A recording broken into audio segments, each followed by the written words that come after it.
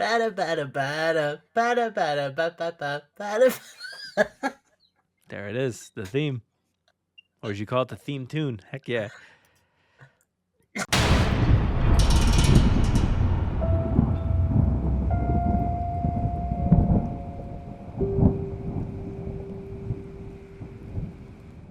All right, man. So we are back to once again talk about Monarch, Legacy of Monsters, the Apple TV Plus, whatever we're calling it these days, television show. And the season 2, there's been like some announcements and things. The teaser came out. Yeah. I have not seen it yet. I think you've seen it, and you were like, dude, we got to start talking about this again. Lots of friends have been texting me about the show, and I think people are hyped again.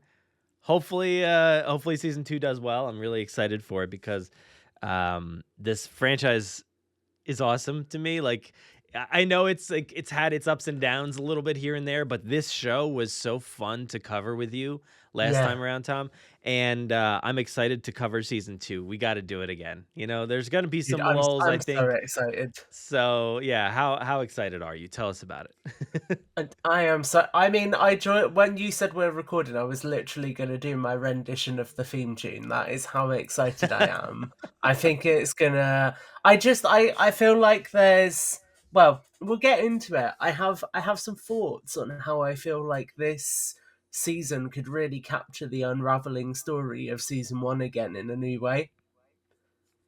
Yeah, season 1 was special just because, like, we've never gotten a TV show in this universe before, and, you know, we've been clamoring for a Jurassic live-action TV show, and we're like, how did they beat us to the punch? Like, we talked about that so many times, and they did it so well in this storytelling that spanned, like, generations, and it really told, like, a solid story, I think, and a really fun, intricate story, some fun characters, some really cool people.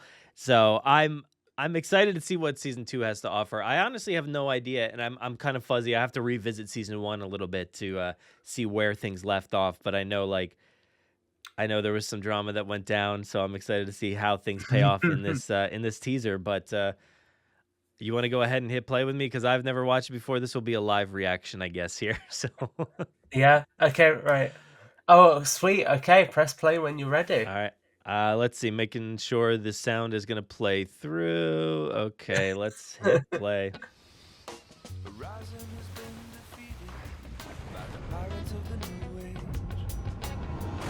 Attention surfers, the beach is closed. This is a high alert Titan area. What the hell's that sound? Oh, so soon too. Whoa. Yeah. Oh boy.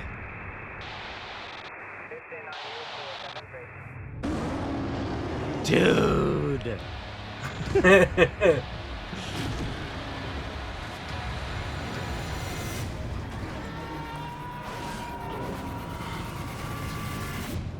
Oh, man.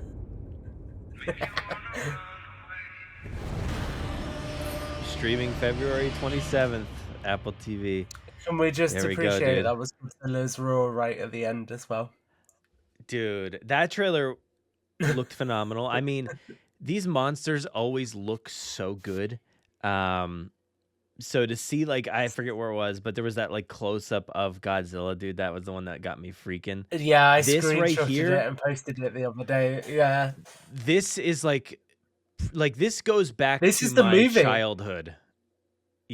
Oh, wait, what? This is... What do you mean the movie? It No, looks like the movie? not as in it's from the movie, but as in, so I posted about this. One of the things that Kong Skull Island does so well is when they have the air cavalry coming in, yes, they have loads of shots that are from the perspective of pilots or gunners in the vehicle, so you get the sense of scale of Kong, and it's so cool seeing that here, because just that decision to show that shot makes it feel so consistent with the films.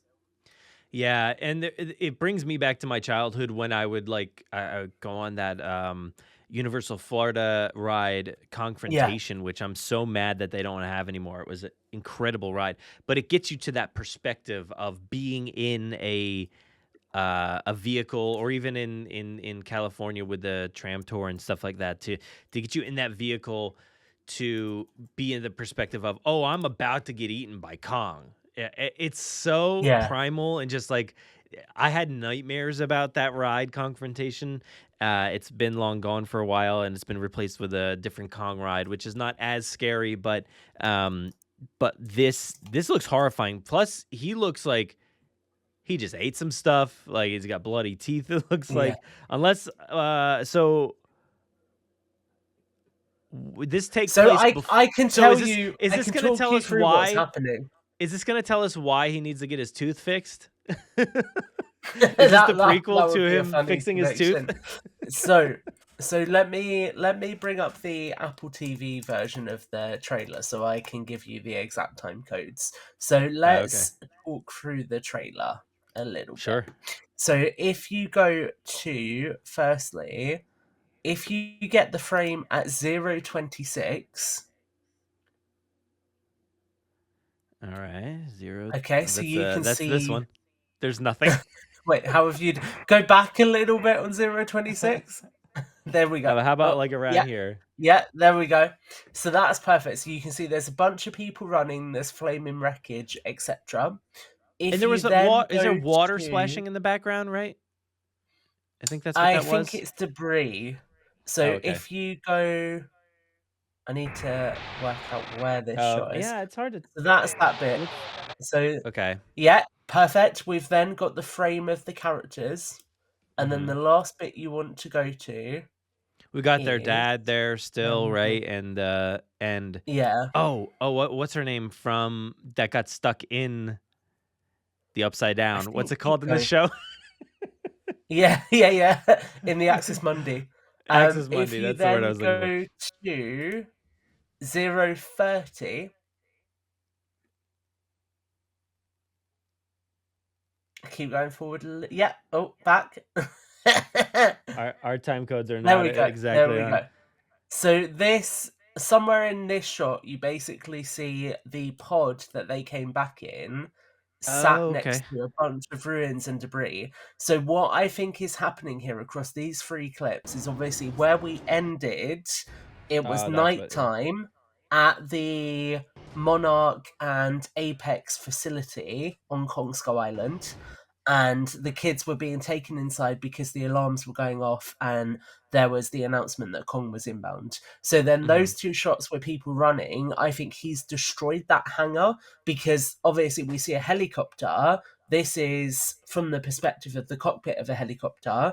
And we know that the helicopter that was in that hangar ends up crashed because in one of the promo shots, I think you see like the red tail of that helicopter sticking out the rubble of a building. So what I think has happened here is he has attacked the hangar that they've retreated into, and then they're being set loose on Skull Island. So a lot, obviously at the end of the season, we have this massive Apex facility, we have a lot of soldiers, feels fairly safe. I think this is immediately taking away the safety of Skull Island, and it's saying to us, okay, this is now all being destroyed, and these characters are just left in the rubble to work out what Kong has done. Now, the interesting detail here is obviously Lee's return, because I assume this shot you've paused on with the shockwave is Lee coming back. So I would imagine this is later in the season when they're still stranded on Skull Island and they figured out a way to go back and get Lee. So there's a whole thing there of how do they get to that point? How do they work out he's still alive, etc. But yeah. But the interesting thing, I'm so hyped that he's back. That's great. Me too. Kurt Russell's Me too, awesome. dude. The character is great. I can't wait to see what happens with him. So there's more interesting details, and ironically, I genuinely, Brad, have done more preparation for this than I have for the next show we're about to record. Well, don't worry, I've got that prep in the bag, so we're good there. So there's a few details here, which is firstly, there's obviously the shot of Lee in the past again, so we get the confirmation that Wyatt Russell's back. and that also potentially looks like it could be Skull Island. So people have been speculating on whether we're going to see that Lee actually had something to do with this island at some point.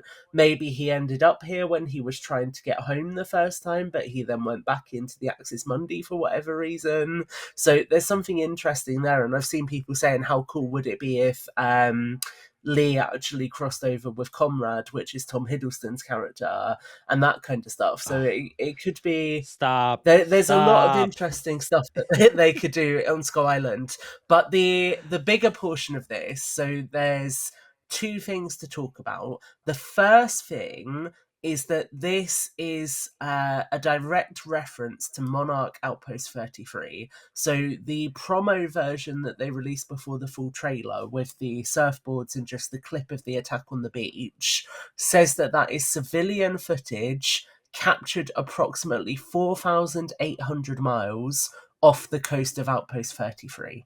And Outpost 33 is the Skull Island facility. So I wonder if part of this story is going to be showing us that the megafauna that's on Skull Island is beginning to move off of the island and into the surrounding areas. 4,800 miles is a very long way to travel, but they're crab-like creatures, so it's entirely possible. And that could be an interesting thing if that's part of the story they're going to tell here, is ironically doing migration patterns properly, unlike some other franchises. So there's the potential for that to be very interesting. The thing I think is quite cool as well is Outpost 33, when you look at it, is the outpost where the characters in Godzilla vs. Kong get through the portal to the Hollow Earth. So it's interesting that they're tying it back into that, because obviously this is before the events of that, but we are very much in that kind of area, in that kind of facility, so there's that connection. And the other connection to be made here, and this is something that I haven't watched, so I'm probably going to go away and watch it, is there's a very good chance that the Kraken-type creature we see at the end of the trailer is Titanoserpens marinus, which is the Kraken as it appears in the Kong Skull Island animated show on Netflix. So there's a good chance that one of the Titans from the Netflix show is making the jump into the live action, and that is actually the main antagonist of the first season of the animated series Skull Island. So again, like I say, I've not seen that, but it's cool to see that that Titan is potentially crossing paths here. Interestingly, it does reference in the Netflix show that the Titan is eventually killed. So canonically, this would be taking place before the events of that show. But it's just... Or there's more than one, you know? It could be that it's part of megafauna as opposed to a Titan. And that's the thing I think is really exciting with them going down the route of Skull Island, is it doesn't just have to be Titans. Like, Titans will be a part of this show, but obviously Skull Island is where a lot of the megafauna, like the creature we saw in Axis Mundi in season 1, actually exists on the surface of the Earth as well. Yeah. I'm looking at the poster now. I do see like the Kraken's like tentacles and things all over the poster. That's cool. Yeah. Apparently the TV show, the animated show, takes place in the 90s. So Okay, that's a time interesting. period that I'm familiar with, at least. I don't know about you, but a group of explorers venture out to sea to rescue a young girl stranded in the middle of the ocean. In doing so, they find themselves shipwrecked on the perilous Skull Island. So that sounds pretty cool. And I've always wanted to check that one out, so it might be time. But yeah, I mean, I wouldn't put it past them to say like, oh, it didn't actually die. It's just still alive here. I am very excited by the prospect. The prospect of sticking around Skull Island and having a lot of this season take place there. I do think the season 1 was like very like world jumpy. It like went all over the place. You know, it traveled San Francisco to everywhere around the world. There was deserts and snow and cities, and so it was a lot of really cool locations.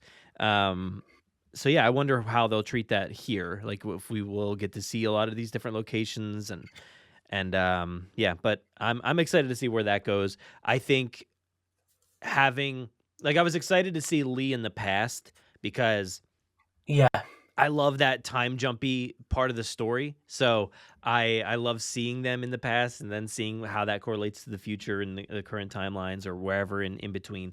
So I'm excited by that. Very, very excited to see that. Oh, dude, that is just so cool. So it's such a good shot, isn't it? There's another interesting thing to talk about, which is Kaiju News Outlet, and I'm looking at the post from Mr. Goji on Twitter currently, based on this. What they did this time around is they actually sent some content out to creators ahead of time to promote the fact that the trailer was coming. And so one of the things that was sent out was a Monarch official statement that was signed off by Natalia Verdugo. So we know that Verdugo is going to be coming back in season 2, who's the Monarch deputy director.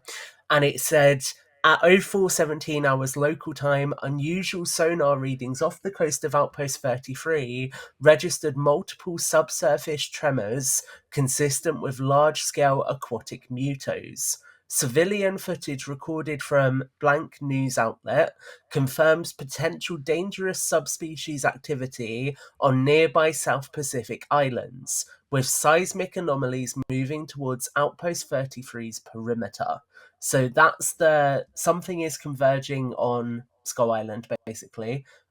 Potentially Godzilla, but in theory, their meeting doesn't happen for the first time until Godzilla versus Kong. So it's likely to be something else. It could be the Kraken, it could be something else. But interestingly, what Mr. Goji has pointed out, which is why I've referenced it, is this connects directly to the credit sequence from Godzilla King of the Monsters, because in Godzilla King of the Monsters, we get a bunch of news titles that show how Titans are adapting to the world, and there's two that directly connect to this. One which says new Titans drawn to Skull Island, home of Kong seems to be epicenter of Titan sightings, and another which says seismic disturbances reported on Skull Island. Island's ability to foster enormous wildlife, including Kong, has researchers baffled. So it genuinely looks like the writers of this season have gone back into those news stories and thought, how can we expand these? That's awesome. Yeah, I absolutely Yeah. love that. Any way to connect those dots and make all those little pieces that we see in the intros of the movies or the outros or wherever. That's exciting. I think having like a show on the water for a lot of it is pretty cool. I mean, they can learn something from Godzilla -1 there. You know, there was a lot of really great Yes. water sequences. Or there's another movie that came out. What was it? It was Jurassic World Rebirth. That's right. There was a quite good water, forgettable. some water sequences in that movie as well. So I think if they do something like that, that would be fantastic. That would be really cool. What was it? What else was I going to say? I forget where I was going, but there was a bunch of timeline stuff that I was curious about because the show mostly takes place like in 2015, I think, right? But it does jump ahead. Do you remember what year it like jumps to? Did it jump? It jumped like a few years or something, didn't it? A lot of people, it seems like people are saying it ended before King of the Monsters, and King of the Monsters is 2019. Okay. Yeah. And So then I we have reckon we to. might be Okay. 2017, 2018. So at some point, for Godzilla versus Kong, right? That's where there's a Yeah. massive storm Yes. around Skull Island, right? So I wonder if they're going to plant some Yeah. seeds as far as what's going on there and why that is like a lingering storm that like they have to enclose the Yeah. island to some extent with That would you be know really cool. that'd I be would cool to see. love that. Yeah, so there's a lot of Because I'm groundwork a to be laid, I little, think. I'm like a little infrastructure nerd, and I would absolutely love if we got to see like the massive dome that they keep Kong Yeah. in being built as a part of this season. I think that would be so cool. But also, this is the time to get Serizawa and Graham back for a cameo. They don't need to be in the whole season, but just get them to appear as a cameo because we know they're like all over the place at this point. And what like in a dream world, I don't know if they'll do it because obviously budget, etc. But I would love to see us get to the point where stuff like the USS Argo comes back into the story and we see them using the Argo for part of the mission and that kind of stuff. Mm-hmm. Dude, there's so many things that are very exciting to tie into. I mean, you mentioned Tom Hiddleston before, and like, while Yeah, I don't think that'll happen, I mean, it's not out of the realm of possibility. He does do TV, so that's possible. And I think I don't know his budget. I don't know what his paycheck's going to be versus like Kurt Russell, but like, um, yeah, but I think get him in there, do some stuff in the past, have Brie Larson come back, like yeah. it would be Or pretty even if awesome. it's not them, like I was gonna say, if it's not them, have like one of their kids appear or something. You could do that, I guess, if you want to. I mean, that's how this all started, right? So, Yeah, I think tying it into like events, this is always what gets me excited about any television show or movie, and it purely stems from Back to the Future 2. That is the I think those two movies, Back to the Future 1 and Back to the Future 2, especially 2, have really formed my entire like thought process yeah, when it comes to movies. Like it's everything I want from a movie and a TV show or whatever, because in Back to the Future 2, they go back and revisit parts of the first movie from a different perspective. And yeah, to me, that is so exceptional. And to do that maybe here, they've kind of did that a little bit with season 1 in different aspects, right? We saw a lot of the Godzilla attack on San Francisco and stuff, and then we get to visit a lot of those key yeah, plot points there. But to get to like to Skull Island, like, and actually revisit some of those yeah. parts from that movie would be so awesome. And like I if feel if like we Lee is could see there it from somewhere in the Lee's past, perspective. yeah, Yeah, if Lee's there, he can see some stuff going down. I don't know, like just it would be yeah. fantastic to see. I don't know how they can do it, but there's absolutely ways to do it. So that's what I want. The one thing I think they would struggle with, maybe with doing that, is he doesn't know that Randa's dead when he comes back.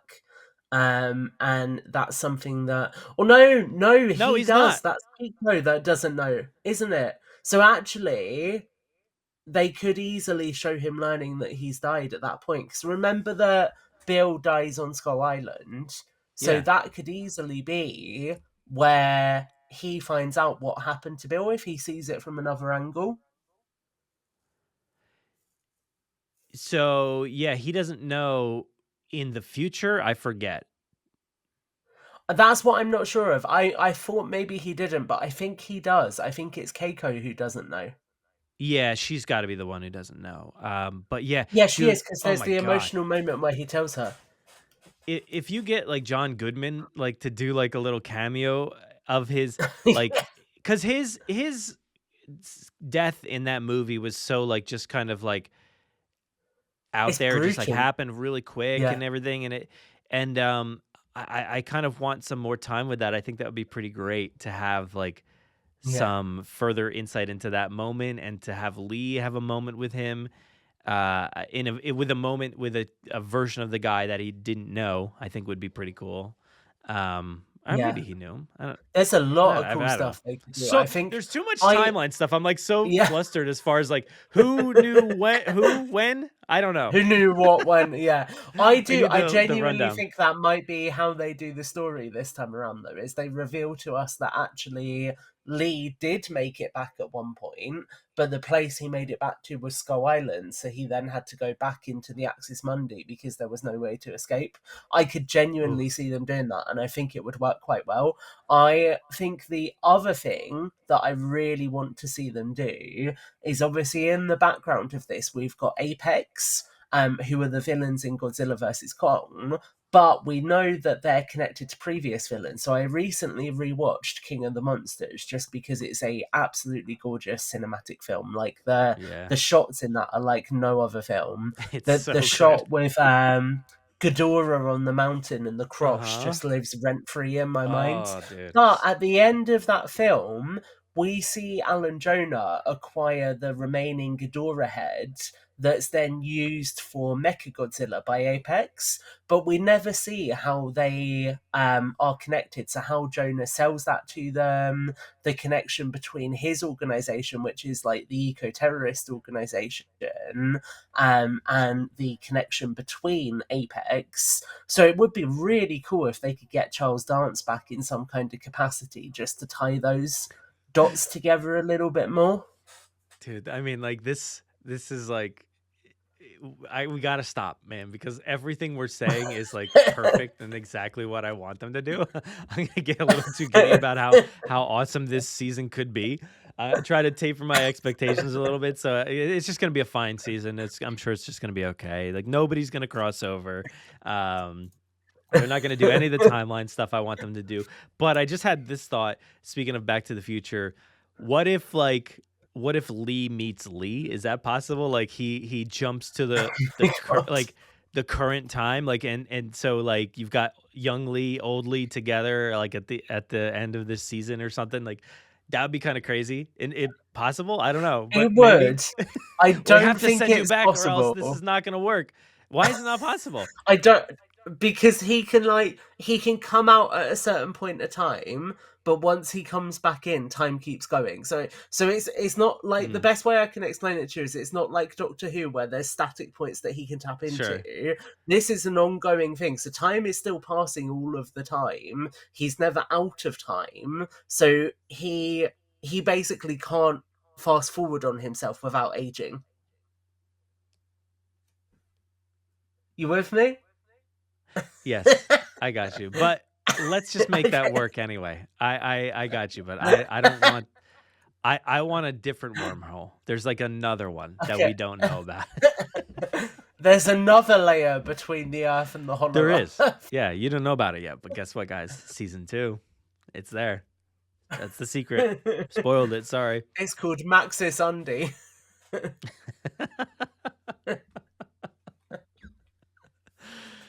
Anything else that you can, talk about here? Do you have any other insight or no?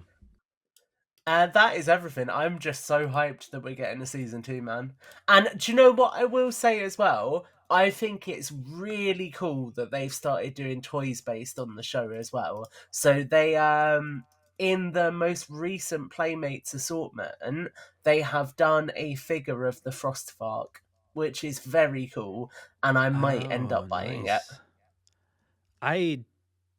Have I seen that? Yes, it's been sent in our chat before, I think. Okay.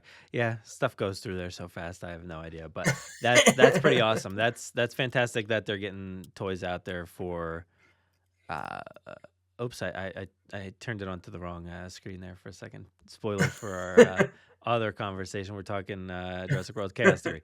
But but yeah, I'm excited by this show. I think it looks awesome as always. I'm excited to get more Kong in this season. Kong, I always debate, like, who do I like more, like Godzilla or Kong? Kong is just so cool. I love Kong, so very excited to see more. Brad, I'm going to blow your mind here.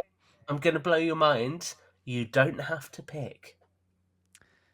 I know I don't have to, but like my mind wants to, and I love them both so much. But yeah, whatever. I'm excited. Tell your mind. I'm excited. It's not possible. I can't tell my mind anything. Don't try. But yeah, man, thanks for talking about this with me for a little bit. I know it was, a shorter episode there, but we wanted to talk about this ahead of the season. So expect February, what was it, 27th? Apple, if you're listening, let's do some things, please. Let's do some things because we got a lot to talk about on February 27th, streaming the new season. So we'll be diving into that. I have no idea what the plan is around that time otherwise for other episodes or anything, but I'm excited to stream about this from week to week. I don't know how many episodes. Do you know how many episodes this is going to be? I have no idea. I'd assume a similar amount to last time. What was it last time? 10? It looks like it was 10 episodes. I think so, yeah. Yeah, and typically they'll do like, a few at a time or something like that, the first few. So it might not be like 10 weeks, but I'm looking forward to whatever it ends up It being. says So 20 episodes on IMDb, so I'm assuming they got commissioned for another 10. Yeah, they did. IMDb, always accurate. Can't wait. They've updated it with all release dates as well. It starts Friday, February 27th and runs through to Friday, May 1st. Okay, wait, what? Say that again? Yeah. So it starts Friday, February 27th, and there's an episode every week until Friday, May 1st. Until May? Oh my gosh, wow. Yeah. Fantastic, dude. I can't wait. That's going to be a nice period of time. So if you guys love enjoy Jurassic Park content, just don't listen to the show between February and May, basically. There's nothing else to talk about. Like, I mean, what do we, there's a video game maybe coming at some point where, you know, we've gotten through evolution. We're getting through chaos theory where, you know, we've got, I guess there's a new movie on the horizon, with the same everybody back. We'll see. But yeah, I'm excited. Tom, anything to promote, anything to talk about? No, that's everything. Just if you are listening to this, please check out Jurassic Collectibles because I am reviewing the next wave of small Hammond collection figures very soon. So that is the Dryosaurus, the Ornitholestes, and another dinosaur I can't remember, the Mosasaurus. There we go. Doesn't matter. Some of your videos do matter, but those figures, I'm like, I don't care about any of these. But thanks. And there's for some all of hard the work best that you Hammond do. collection figures released to date, and everybody should buy them. What? Are you in their pocket? What's going on here, man?